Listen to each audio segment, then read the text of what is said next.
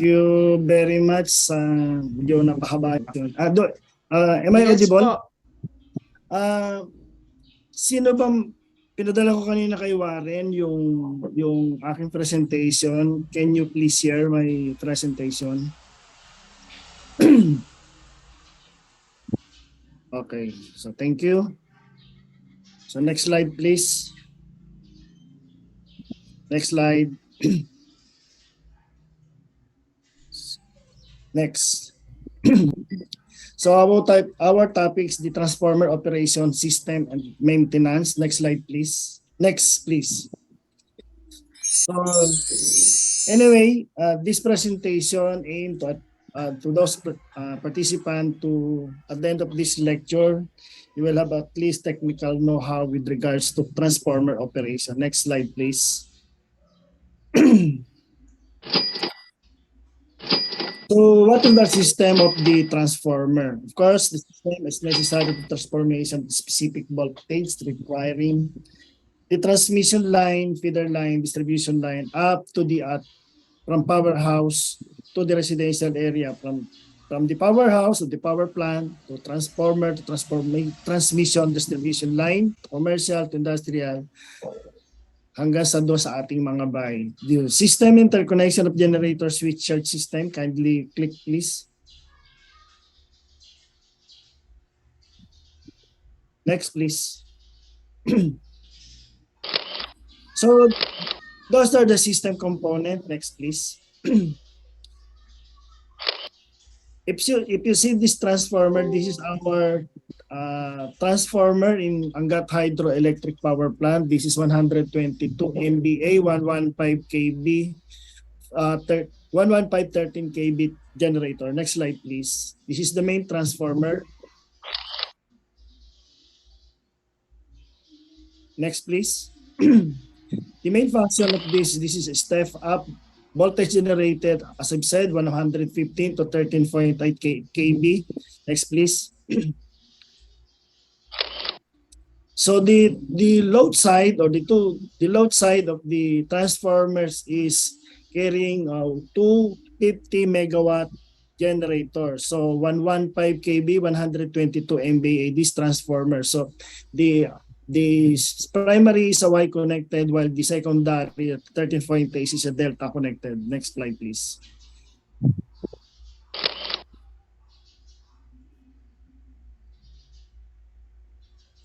So this one is our 22 MVA power transformer. This is 115 4160. The high side or the primary is Y connection while the secondary is delta connected to 4160 volts generator. So this is carrying 6 megawatt each generator, auxiliary generator. So in Angat, we have 4 main generator composed of 50 megawatt generator while our main transformers is 122 MVA. The 122 MVA transformer A are carrying main unit 1 and 2 and transformer B carrying 3 and 4 while this auxiliary transformer 22 MVA carrying auxiliary 1, 2, 3 and each generator is 6 megawatt capacity 4160 volts. Next slide please. The other one is 37.5 37.5 MVA power transformers, also 115 13.8 volts. So this carrying two auxiliary unit. The auxiliary unit is the auxiliary unit number 4 is 10 megawatt while 5 auxiliary unit number 5 is 18 megawatt. So total of 28 megawatt capacity. Ganon din ang system nito, Y delta connected. So this is connected in we have two switchyard, lower and upper switchyard. Mamaya dun sa single line diagram I will show you our switchyard or our bus bar. Next slide please.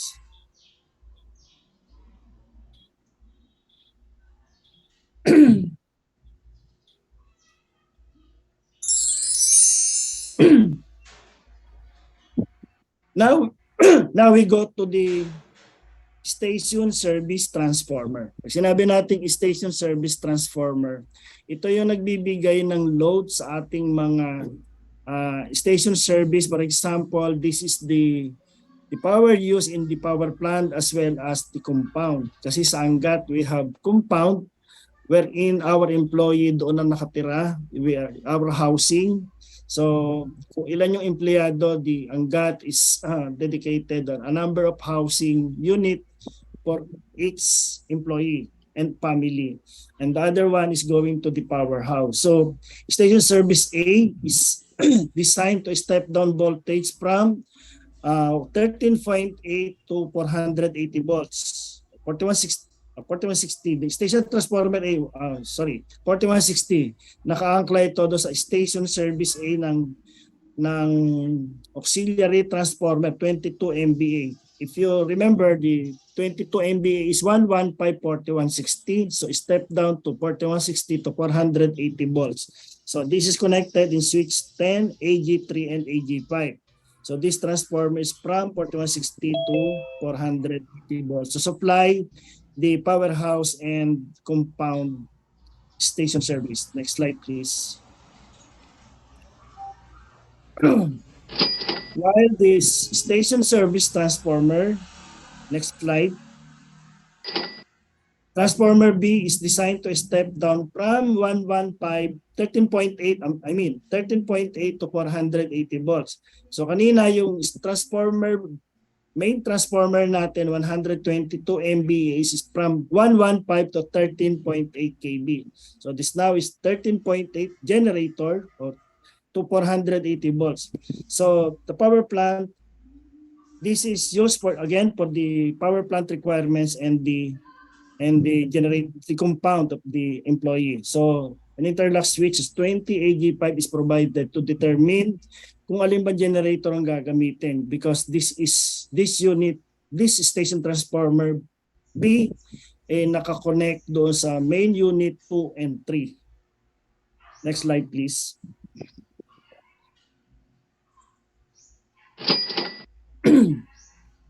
So next slide. The station's transformer A and B can be operated one at a time or simultaneously. So kung ginagamit natin yung station service A, yung galing sa auxiliary 22 MVA, naka-open yung station service B nang nanggaling naman doon sa 115 transformer, 122 MVA.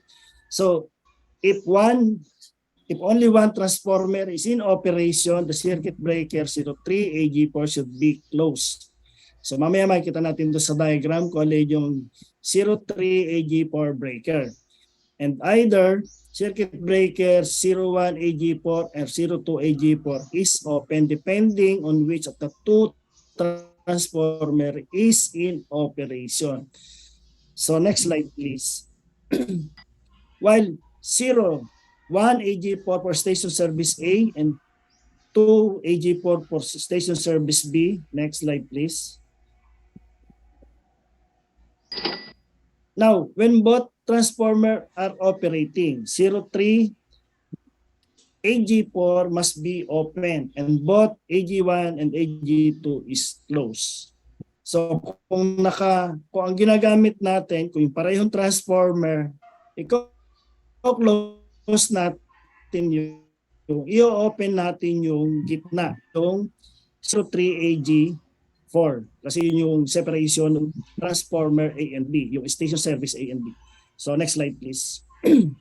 So ito na yon. Kung nakita niyo ito, main unit number 3 and number 2 going to station service transformer B.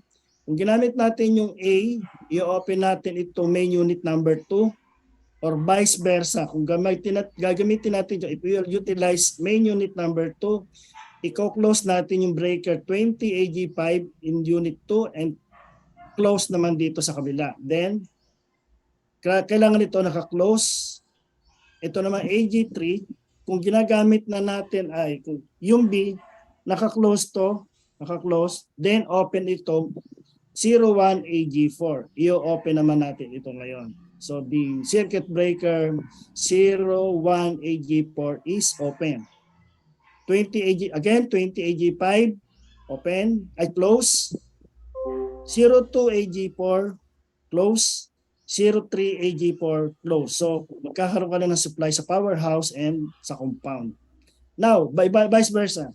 If we are utilizing station service A from auxiliary unit 1 to 3, the circuit breaker 10 AG3, 10 AG5 is closed.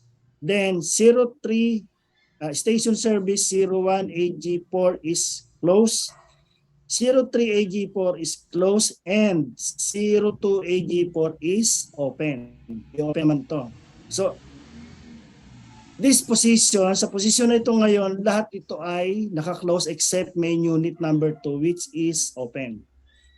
Now, kung gagamitin natin, if we are utilizing both transformer A from auxiliary 1 unit 2, 3 and from main unit number 3, we will now open this 03 AG4. So magkakanyahan na sila. Yung main unit, yung transformer B used for the powerhouse and transformer A are utilizing the load of the compound. Next slide, please.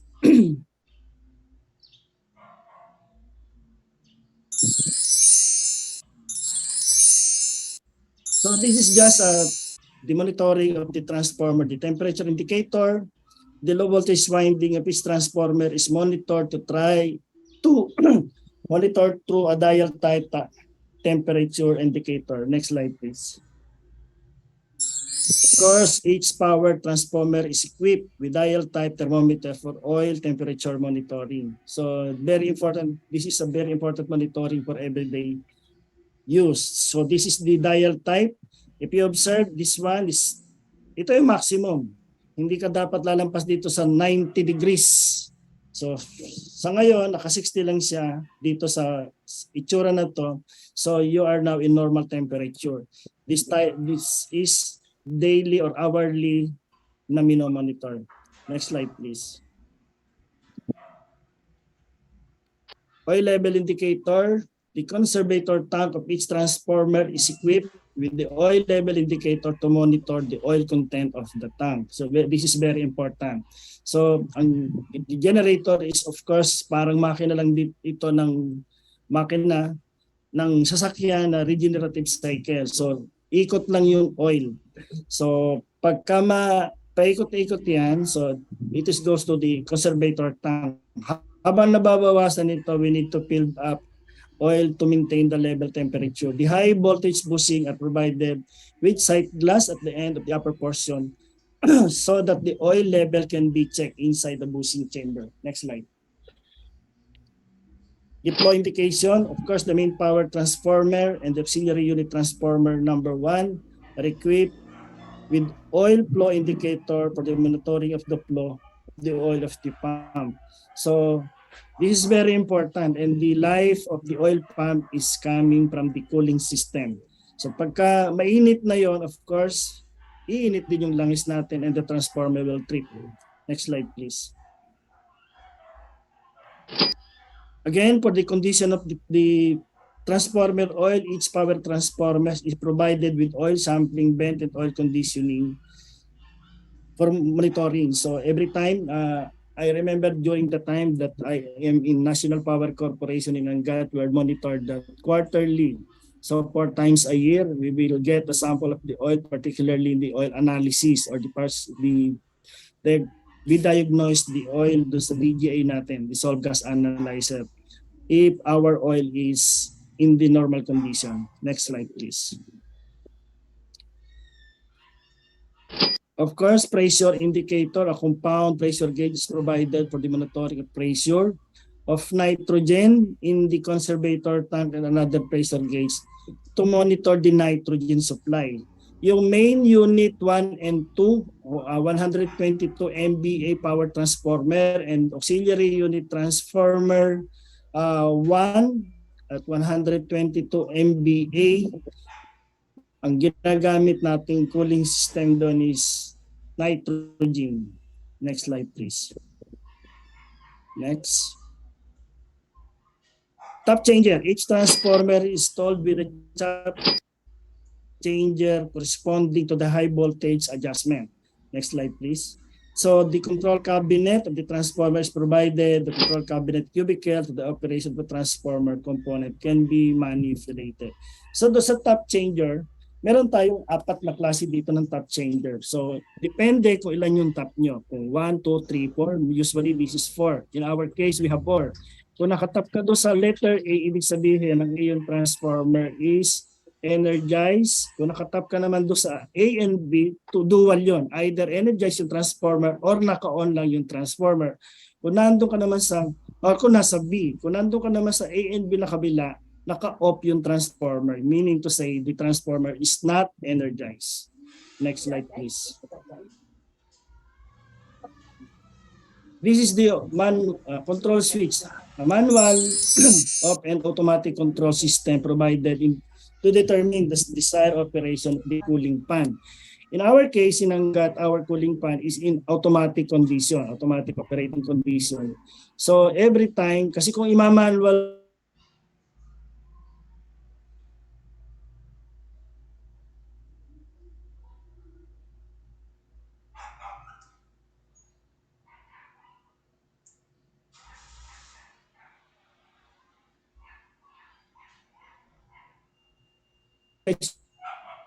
Next, please.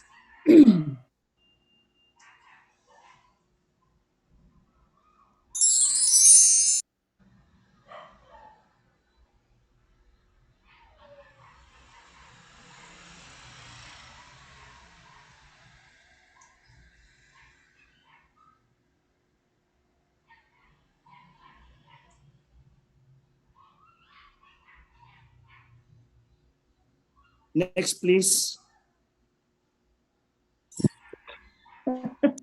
Ako yata ang nawala o kayo ba ang nawala? Anyway, CDCON is, again, the thermal relay of the serve as the automatic controller of the transformer. That's why I say na kami naka-automatic. So every time na iinit yung oil, yung transformer oil, the thermal relay automatically mag-o-open to operate the cooling fan. Every transformer is provided with a cooling fan radiator cooler fan that control the oil temperature within the operating limit. So parang kwan lang yan. Kung yung limit mo, say your limit is 90 degrees, bago pumunta doon, aandar na yung fan hanggang palamigin siya up to 50. Next slide, please. Selector switch. Main transformer auxiliary unit transformer are provided with the leading, off, or lagging selector switch to the group. Ang tawag namin dito is megabar. Off, tumataas na yung frequency natin. Alagaan mo yung megabar mo. Kailangan tawagan natin yung PMC, yung ating power management system, or doon sa diliman. Kasi yung diliman na nagko-control noon. Or maybe the operator ay lumabas, nag-CR o nag-Yossi. So nakakalimutan nila ito yung masyadong maliit yung frequency. So the megabar, yung leading and lagging is very important to the system, considering the generator, the line and the output generator must be equal as much as possible. Next slide, please. Next, the protective device, again, in main unit 1 and 2 or A and B, 122 MVA, and auxiliary unit 1, our protective device or the ceiling is nitrogen. The equipment supplies the nitrogen to the conservator tank, allowing the oil in contact with gas rather than air. So everything in the power plant, either oil, either air, kailangan yan walang hangin. Kung air, pure or 100% air. Kung oil or diesel oil, 100% fuel oil. Hindi pwedeng mayroong hangin kasi magkakaroon ng bubbles at masisira yung mga controller natin. This eliminate the oxidation and moistening the transformer oil. Kaya nga tinetest natin ang DGA to determine if there is a presence of gas inside the transformer, particularly in our insulating system of the transformer winding. Next slide, please. Dehydrating breather. The auxiliary transformer number 2 equipped with, ito naman yung pinagkaiba. Yung auxiliary transformer B 37.5 MBA 115138. Ang ginagamit dito is silica gel. Ito na yung medyo bago-bago na as absorbent of the moisture and condensate. So this one, ang ginagamit is silica gel.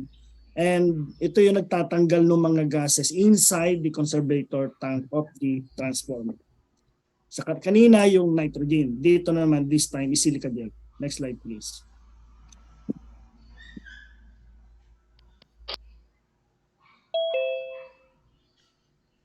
Now for the gas relay, its power transformer is equipped of the Buchholz relay which activate the gas developed inside the conservator tank.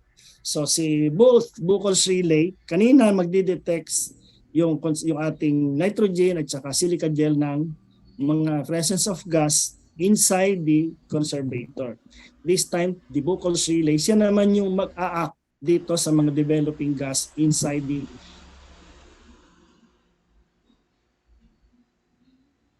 one is signaling and other one is tripping. Kapag nag-signal na meron na itong presence of gas, kailangan i-correct natin yon, or else aabutin natin yung tripping of the transformer. So yun ang mangyayari doon. Yun ang trabaho ni Buchholz relay, to determine or to inform the operator that there is a presence of gas inside the conservator tank. Next slide please. The resistance temperature detector is provided for the power transformer and its sensing elements in place on the oil temperature is highest. So kapag yung temperature mo ay tumaas, transformer oil, bisitahin mo na check the cooling pan. Maaring one of the cooling pan. For example, in 122 MVA transformer, we have 12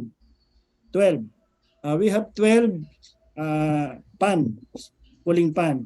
Baka ang isang hilera noon ay hindi na umandar, yung 3.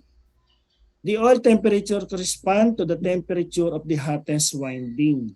Next slide please.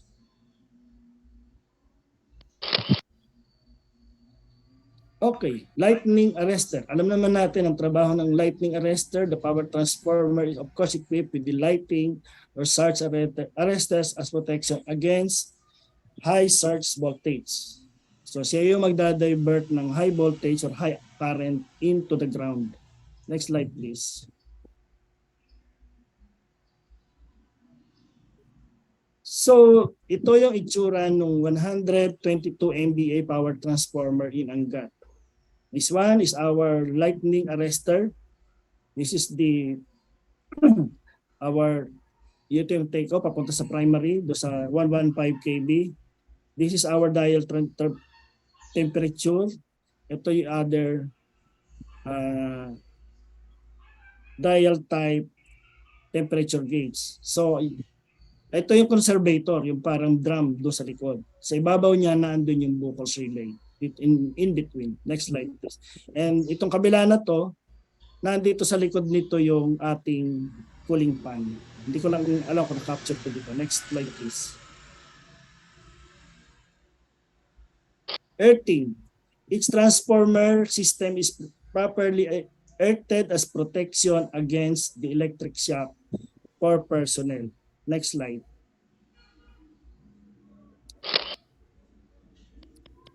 In system operation, for normal operation, the transformer should always be in operation or ready to operate since they are one of the major vital components of the plant. A transformer is safe to be in operation upon make sure that its all part components are functioning normally. Anyway, yung earthing natin, we have 3 lines. 115 kV, 3 line. Line 1, line 2, line 3. Bago ilagay sa normal operation ang transformer, what you are going to do is to check if all your yung pang-ground natin ay alis na, natanggal na. Vice versa. Now, kung naka-shutdown naman, After shutdown the transformer, mag-install ka naman ng grounding system. To the ground, tigigisa, hindi pwedeng isa lang yung tatlong linya. Tigigisa.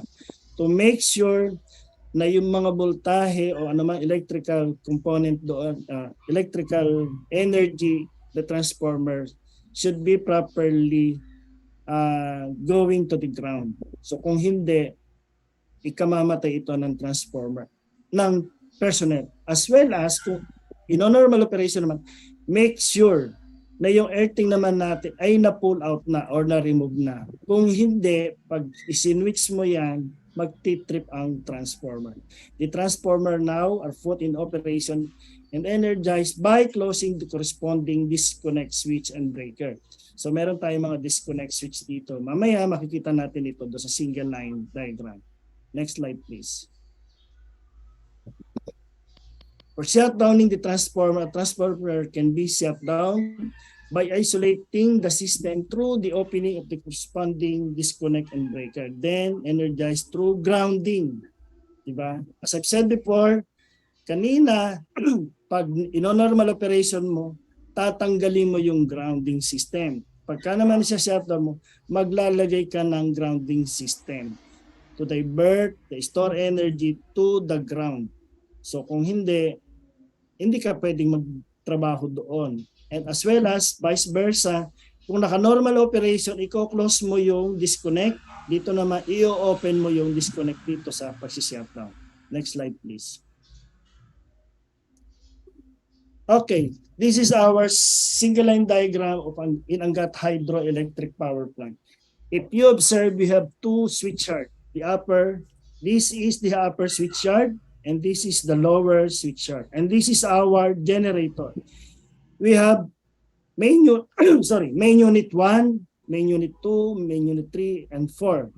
This 4 main unit generator is 50 megawatt capacity, and this 3 auxiliary generator is 6 megawatt capacity. This is a 115-4160 volts. This transformer, auxiliary transformer, this one auxiliary transformer is 4160 volt. This is our station service transformer. From here is 4160 to 480 volts. From main unit 2 and 3 to, nakita mo ito nakalagay sa 2 and 3, this is 13,480 volts transformer. In another one, this is a 37.5 MVA transformer. This is 10 megawatt, may auxiliary unit number 4, 10 megawatt, 13.8 kV, and this is 18 megawatt, 13.8 kV. This transformer is 115, 13.8 kV.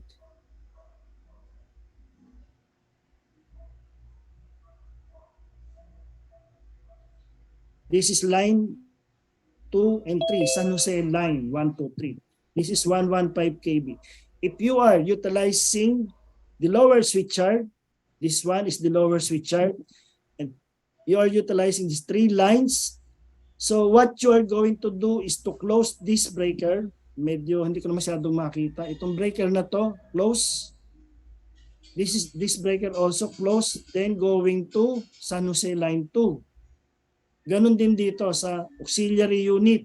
Using for auxiliary unit, i-close mo to, close this breaker going to the line 1, line 3 of San Jose.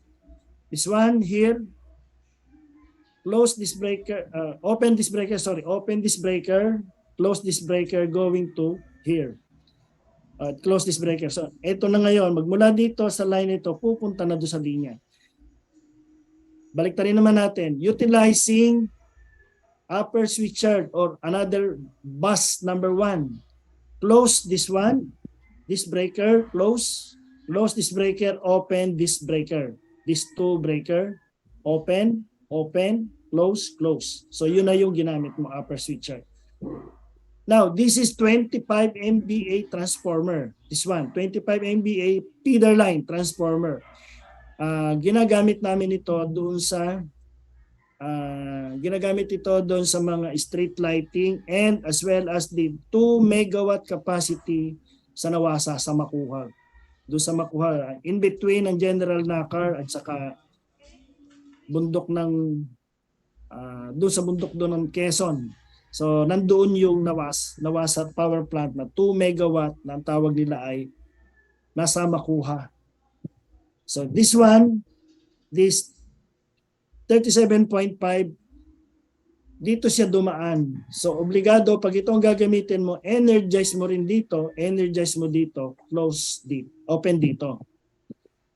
So dito lang siya dadaan. Kung doon naman dadaan, ganun pa rin. Open dito, ay close dito.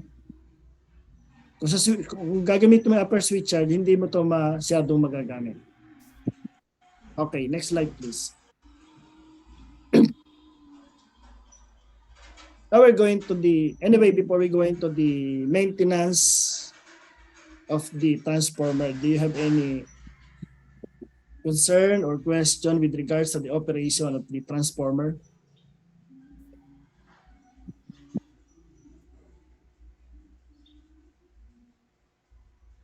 So if none, we will continue the transformer maintenance.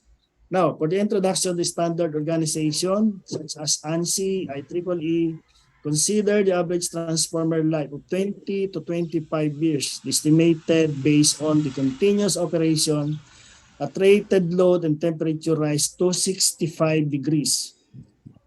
Receive adequate maintenance over service life. So what we are going to do is to recommend the annual or the semi-annual, depending on the transformer condition. So next slide please. Significant, the numbers of transformer were in purchase in 1950s, 60s, into 1987 have been replaced.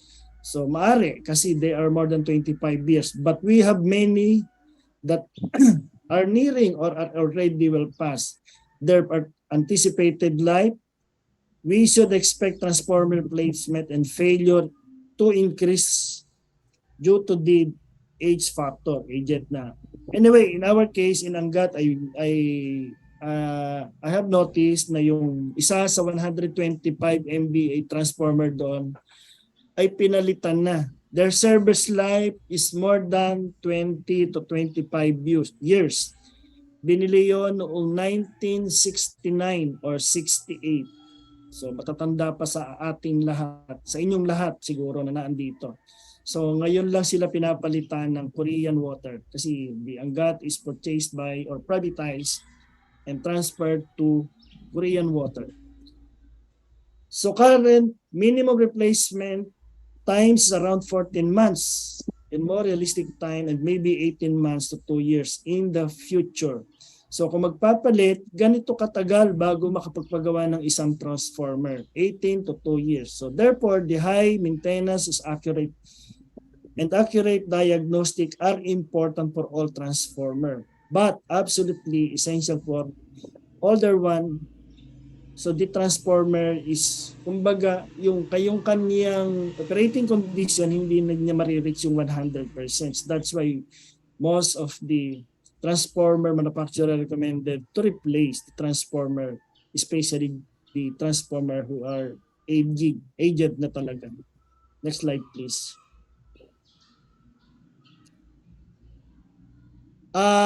Anyway, doon pala sa, for example, in Angat, we have 122 NBA transform, megavolt ampere. So hindi sinasuggest doon na magkaroon tayo ng spare. So kung ang transformer mo, siguro 75 kVA, kagaya ng mga pole mounted natin na transformer, pwede ka mag-spare. Pero sa ganyan kalalaki, 122 MVA, 22 MVA, 200 MVA, hindi nag-i-spare niyan. Type of transformer, of course, table of content, regular transformer check, transformer accessories testing, and transformer oil testing, the dissolved gas analysis. Next slide, please. So this is the transformer type. We have dry type transformer. So sinabi natin dry type, of course, wala itong transformer oil at madali itong i-maintain. So next slide, please.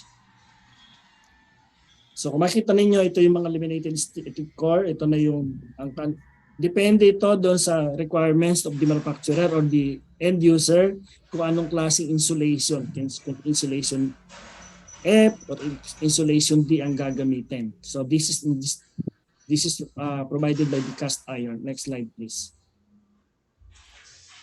Oil field transformer or silt tank. So ito naman yung oil field. Ito nakita niyo to. Meron siyang cooling pan, kaya lang iisa. Maliit naman siya pero iisa. Siguro ito nasa mga 1 MBA pa lang, kaya isa pa lang yan. Next slide please. So this is oil filled but this is a full mounted. Yung mga kalimitan natin na 333, kung gusto mo mag-PEE, Deco, meaning to say this is Visayas. Deco.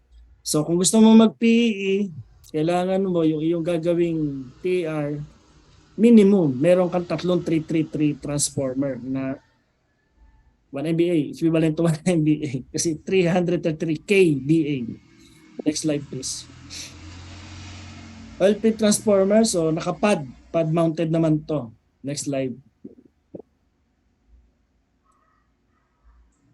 So this is the transformer with conservator. Nakita nyo na sa ibabaw na yun ang mga nagre-read.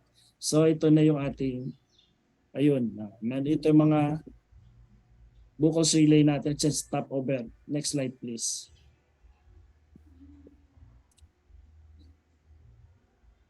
So this is the conservator tank. Meron dyan level, oil level na mini-maintain. Kailangan pag nakita mo bumababa na doon, magpe-fill up ka na ng transformer. Yung nasa likod na ito, naandito yung cooling pan. So here, ito yung LA. Ito naman yung insulator papunta doon sa linya. Next slide please. Next please. Okay. So this is the regular checkup of the transformer. So vacuum pressure gauge, check natin yung reading, oil level, the temperature, maximum and minimum, possible oil leak doon sa mga gasket, yung paint condition. Kanina nakita nyo yung nasa anggat, masyado nang madaming di daw makita yung pointer.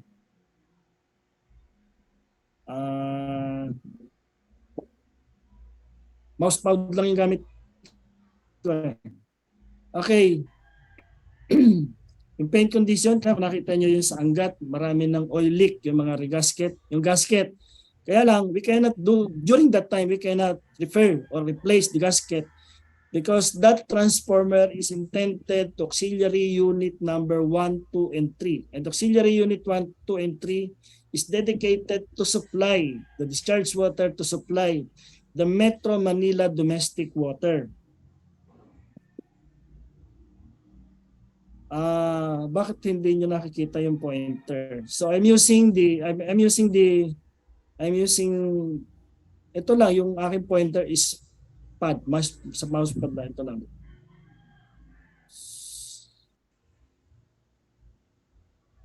Again, the auxiliary unit number 1, 22 MVA, yung kaninang presentation ko, pagdating do sa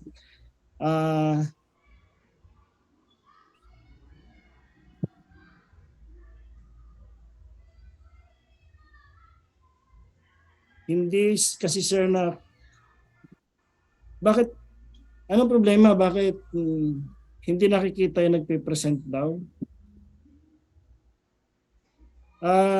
Anyway, with the organizer or the host, can you please address the concern of our participant?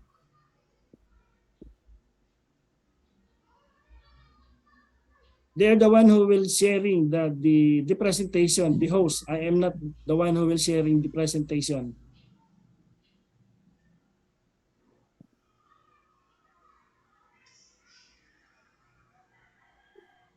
Saglit lang .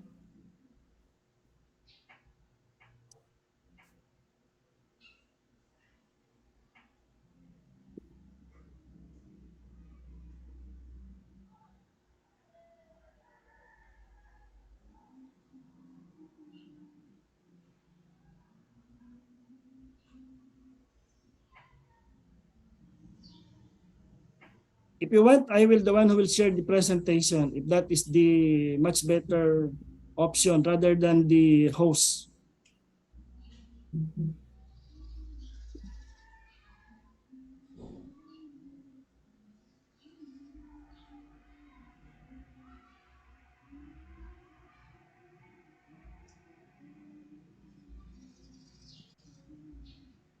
Bakit na wala na? So, ako na Ay, ba magsis...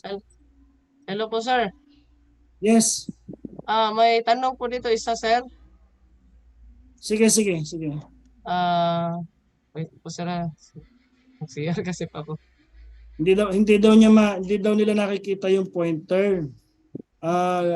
Kasi sabi ko hindi naman ako ang nagse-share ng hindi ako yung nagse-share, the host or the but anyway, ako na nag-share ngayon. I don't know if you will May puntahan ko lang question yung po dito, sir. Do you have a calculation on the life? Tama nga. Do you have a calculation on the life of transformer at lower temperature use? so far wala akong ganong calculation. We are rely on the ANSI or the IEEE standard. Second question po, sir. Any test to predict life expectancy of transformer other the number of years? Anyway, ganito yon. In the life of the transformer, particularly if you are the power plant employee, what you are going to do is to monitor your transformer. Kung nag-ooperate pa siya ng 100%, usually makikita mo yan doon sa mga test. For example, dissolved gas analysis. Kung matataas na yung mga impurities doon, yung mga gases doon, the maintenance people recommended to replace the oil or to ididigas muna. Pag hindi nakuha sa degassing, what you're going to do is to replace the oil. Pag hindi pa rin, replace the transformer. Actually, ang life ng transformer based on the IEEE and the ANSI is up to 20 to 25 years continuous operation. Pero kung hindi naman continuous operation, like in our situation in Angat, the main unit generator only operating during the rainy season up to 180 meters level. Pagka bumaba sa 180, we cannot use the main transformer kasi hindi na under yung main generator.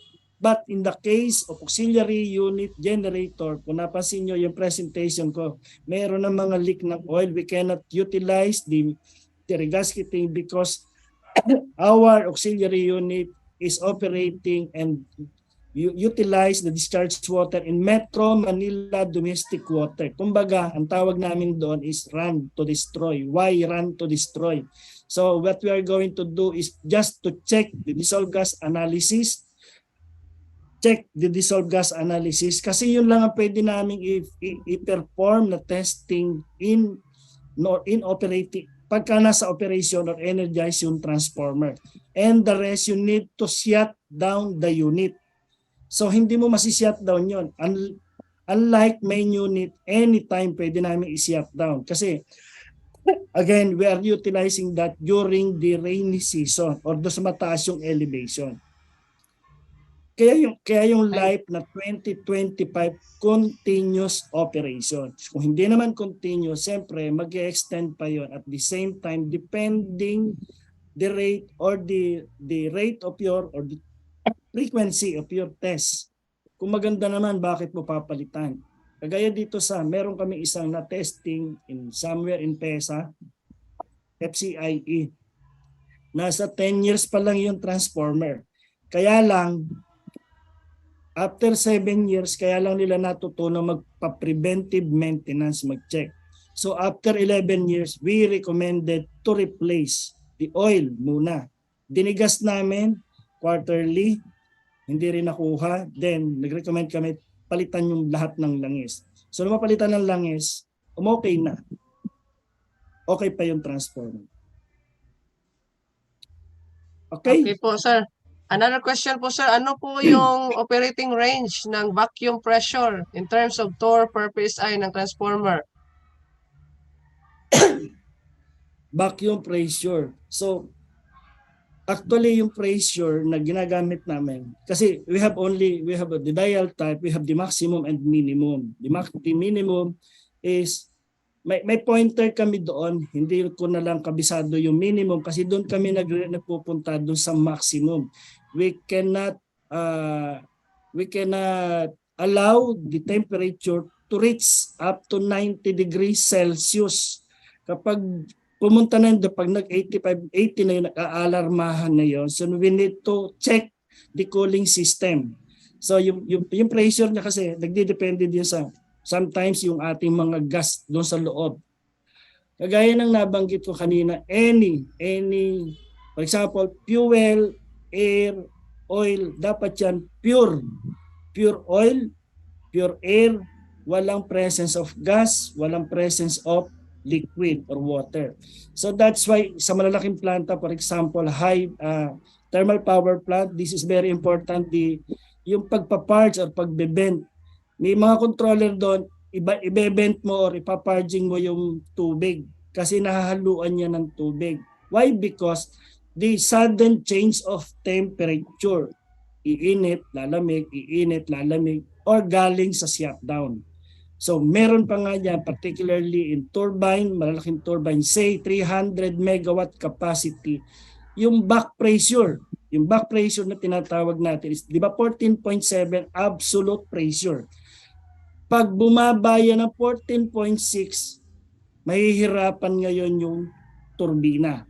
So, ano ang magiging epekto? Yung back pressure natin, lalaki. So, what we're going to do, i-maintain mo yung, or ilalapit mo doon sa 14.7.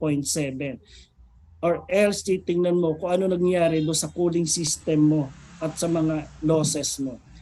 Take note, in high capacity generator, 10% of that is losses. Doon sa libro na pinag-aaralan natin, we observe, we calculated the current losses, hysteresis losses, and any other losses. Doon pa lang sa pag-ikot ng generator, if you are operating or maintaining 200 megawatt generator, 10% of that is losses na. So ang lalabas na sa system mo is less than 10%. Kaya yung mga sinasabi natin in actual, doon sa mga academician rito, hindi totoo yung 90% efficiency.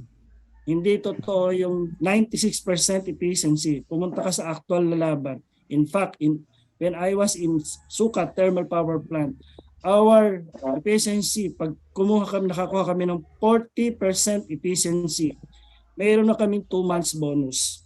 Ganon. Kasi yung losses ay sobrang dami. Imagine, the generator itself consuming 10% losses. Okay? Thank you, sir. This would be the one more to go lang, sir. Second to the last. How often po to conduct DGA test for transformer? Depending the quality of oil. Again, in Angat, we are conducting quarterly. Why? Because our transformer is hindi lang aged, too much aged. They installed the 122 MVA in late, maybe from 1967 to 1969. Kaya lang dahil napukor, may sarili kaming test group, lagi yung tinetest. But before I left, I retired in National Power Corporation, we conducted that quarterly. Kung maganda naman yung performance ng transformer mo, at least once a year. Yung iba kasi tinitipid, hindi nila chinecheck yun. But that is very important to check the dissolved gas analysis. And of course, other standard testing. Last na lang po, sir. Ano po yung oil na ginagamit sa oil immersed transformer? This will be the last, sir. May kwan tayo dyan, common standard. Ngayon ay kwan na, lahat na mineral oil. Wala nang gumagamit noong matatandang langis kasi problema na natin ngayon sa environmental. Okay, thank you so much. What very comprehensive kay nga discussion. Now, let's award the certificate of appreciation to our speaker, Engineer Florencio Beringil. Paki-flash po yung certificate ni sir. Okay, i-answer ko na muna itong aking presentation. Medyo Okay po, sir. ginanahan ako dun sa ating presentation. Ano ba yun? Paano ko ba ito tatanggalin? Stop mo lang, sir. Dali lang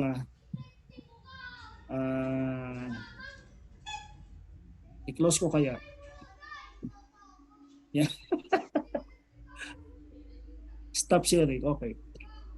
Okay, thank you very much for the opportunity to share with We will you. award muna, sir, the certificate of appreciation. Certificate of appreciation is presented to Engineer Florencio D.